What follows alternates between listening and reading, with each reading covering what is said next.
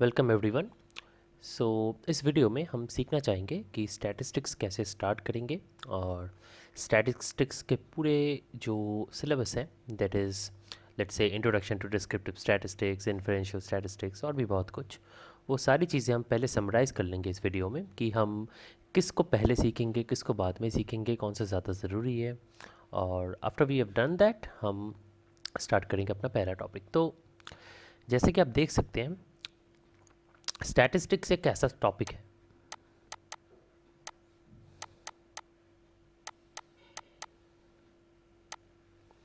Statistics एक ऐसा topic है जहाँ पे आप नंबर्स को लेके काम करते हैं। So numbers are of very importance है एंड हम जो करना चाहेंगे, हम पहले बेसिक्स को सीखना चाहेंगे।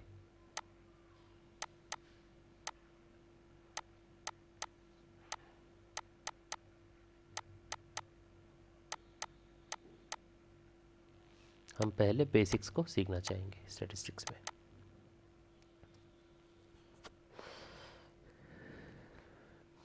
तो ये जो बेसिक्स होंगे, ये क्या क्या होंगे? तो पहली बात है, लेट्स से हमारे पास कुछ लेट्स से हमारे पास कुछ डेटा है। तो what is a data? Data आपने पहले भी सुना होगा। डेटा मतलब होता है इंफॉर्मेशन, राइट? तो इन्फॉर्मेशन किसी भी चीज़ का हो सकता है, किसी भी चीज़ के बारे में हो सकता है, but we just don't know क्या। तो लेट्स से हमारे पास कुछ बंच ऑफ नंबर्स किए गए हैं, 1 3 5 4 6।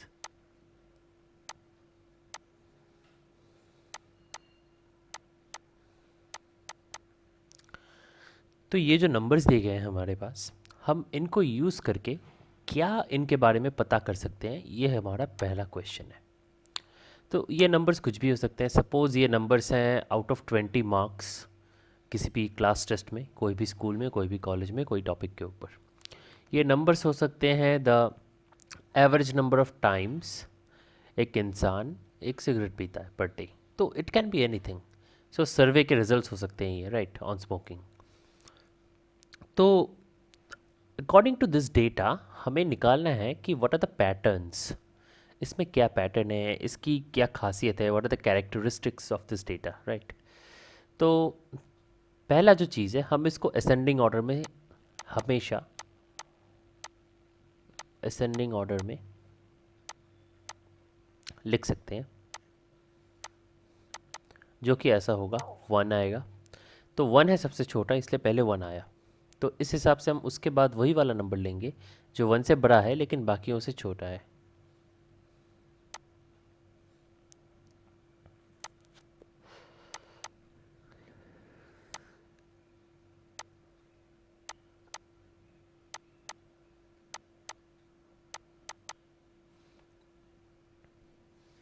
तो ये हो गया हमारा असेंडिंग नंबर, असेंडिंग ऑर्डर।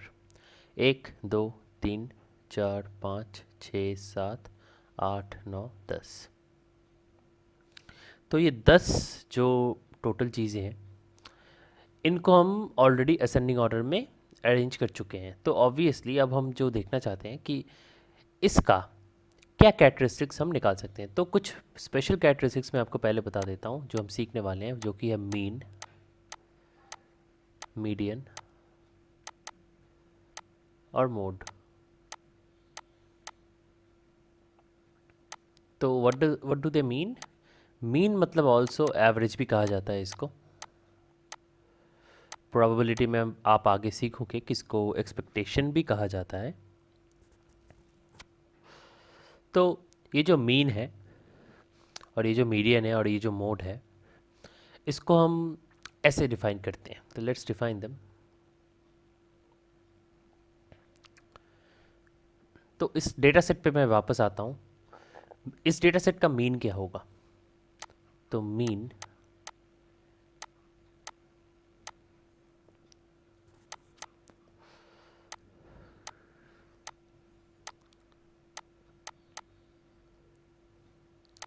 ये हो जाएगा आपका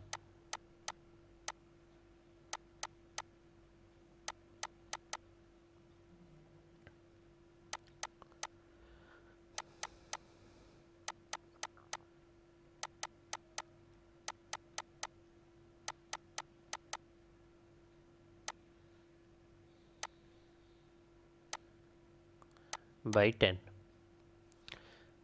तो ये कितना है, 3 1 4 4 और 4 8, 13 19 28 38 49 61 एंड 76। तो ये हो जाएगा 7.6।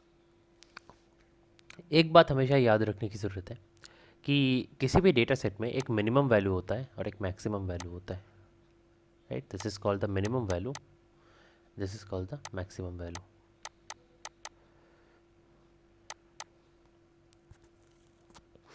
और ये जो mean of the data set होता है ये हमेशा इन दोनों के बीच में आता है, मतलब ये हमेशा रहेगा इस इंटरवल में, मीन कॉमा मैक्स में।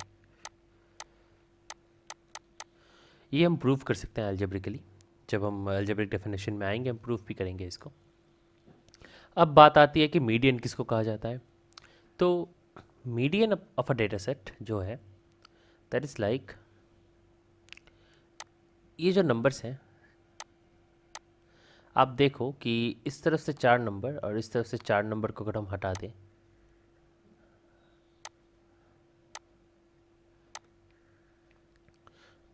तो बचते हैं ये दोनों नंबर जो कि middle of the data set है। क्योंकि ये एक इवन डेटा सेट है, क्योंकि इसमें 10 क्वांटिटीज़ हैं, हम बोल सकते हैं कि इसका जो मिडिल पार्ट है उसमें 2 नंबर्स हैं। तो इस सेट का जो मीडियन होगा वो एवरेज होगा इसका 6 + 9/2, that is 7.5।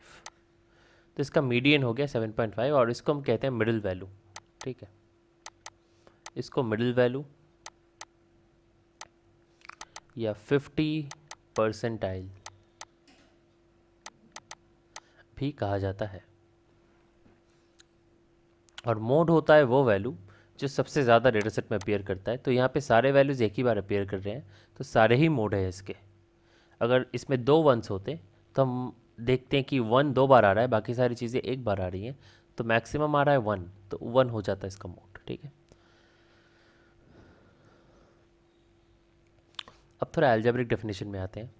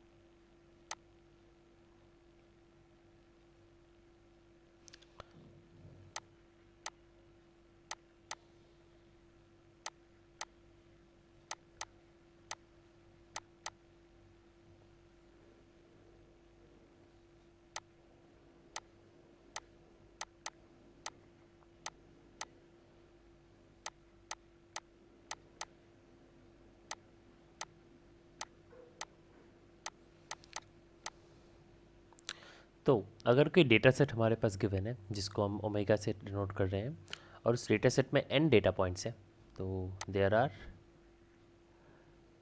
n data points x1 x2 x3 all the way up to xn, ठीक है। तो इन xn डेटा पॉइंट्स को हम कहते हैं observations of the data set. तो ये पॉपुलेशन डेटा सेट भी हो सकता है, सैम्पल डेटा सेट भी हो सकता है। So it's not specified. और पॉपुलेशन और सैम्पल में क्या डिफरेंस है वो हम बाद में देखेंगे। लेकिन हम इसका जो मीन होता है या फिर जो एवरेज होता है उसको हम डिनोट करते हैं एक्स बार से, ठीक है। तो एक्स बार होता है the mean of the data set or it is defined as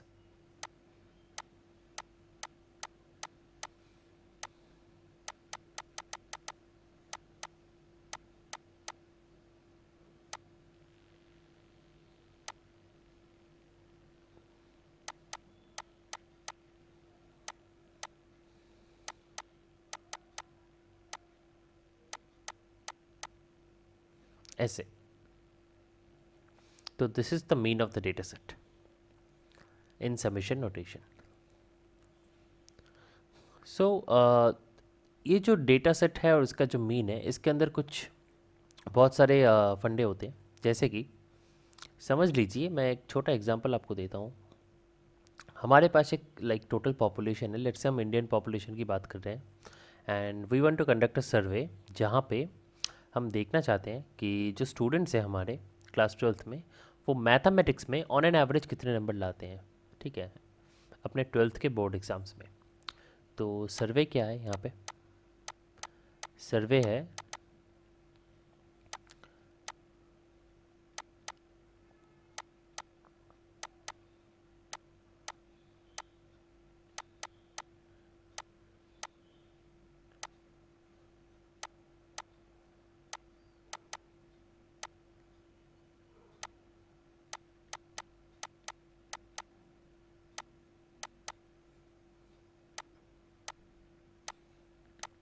तो ये हो गया हमारा सर्वे कि marks obtained in maths by students of the 12th standard. ठीक है. अब ये जो मार्क्स obtained है 12th स्टैंडर्ड में स्टूडेंट्स के द्वारा, इसको तो हम पूरा स्टैटिस्टिक्स में ला नहीं सकते, क्योंकि जो ये पॉपुलेशन है, ये population, this population could be more than a crore, right. क्योंकि हम इंडियन पॉपुलेशन की बात करते हैं and we have like 150 crore plus people. So ये जो मार्क्स obtained है, इसको अगर हमको लाना है और इसके बारे में हमको समझना है कि ये marks obtained in maths by students of 12th standard कैसा होता है, वी नीड टू अंडरस्टैंड कि this is not possible by taking the entire population. तो उस हिसाब से जो हमें करना चाहिए वो होता है कि वी टेक अ सैम्पल. हम एक सैम्पल लेते हैं. सैम्पल क्या होता है? A sample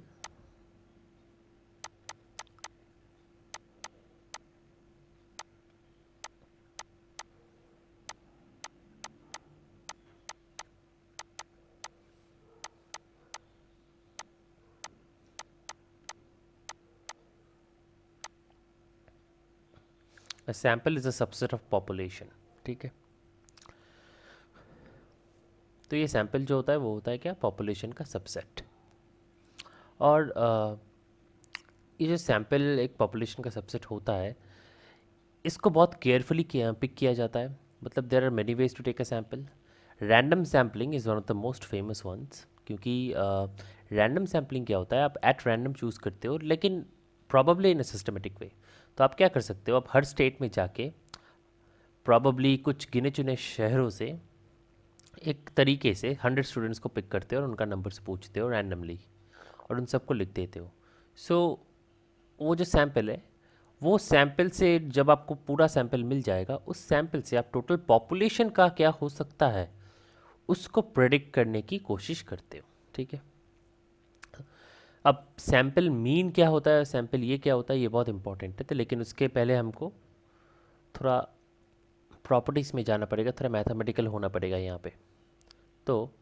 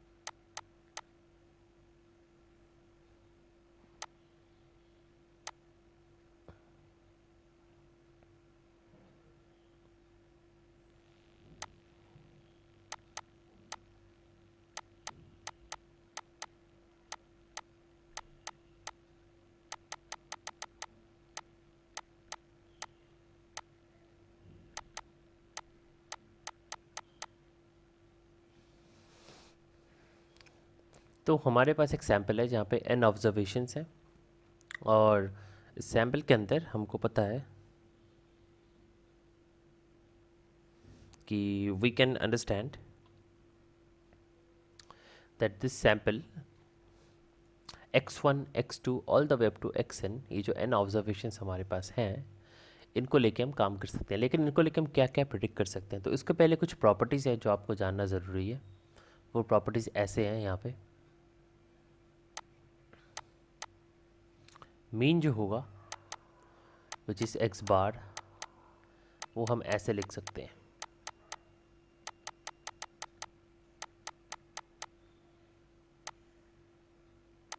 right. अब एक और इम्पॉर्टेंट पॉइंट आता है जो हम वेरिएंस, ये वेरिएंस हम कैसे डिफाइन करें। तो ये वेरिएंस होता है the spread of the data,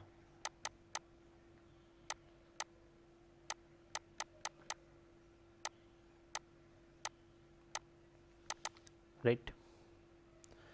तो वेरिएंस को हम डिफाइन कर सकते हैं, हम ऐसे डिफाइन करेंगे। पहली बात है, ये हो गया मीन अपना, राइट।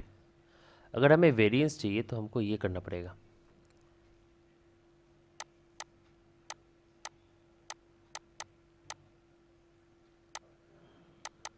इसको हम लिखते हैं सिग्मा स्क्वायर से, या फिर क्योंकि ये सैम्पल है उस हिसाब से हम इसको लिखेंगे एस स्क्वायर से, और ये जो सम होता है वो ऐसा होता है।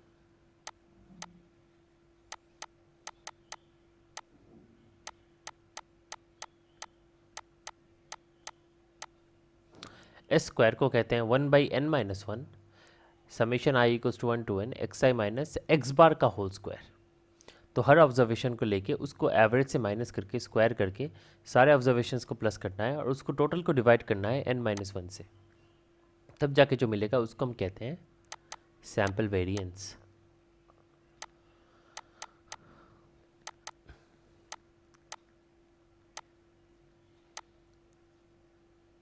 ठीक,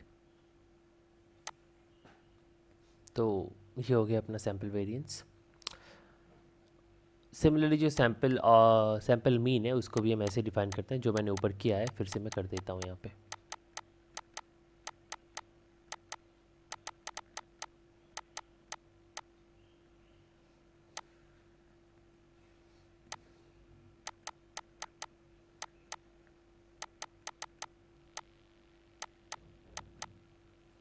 राइट, तो ये दोनों चीज़ें बहुत इंपॉर्टेंट हैं, और हमको आगे ये देखना है कि मीन का कैसे करना है, सब कुछ कैसे करना है।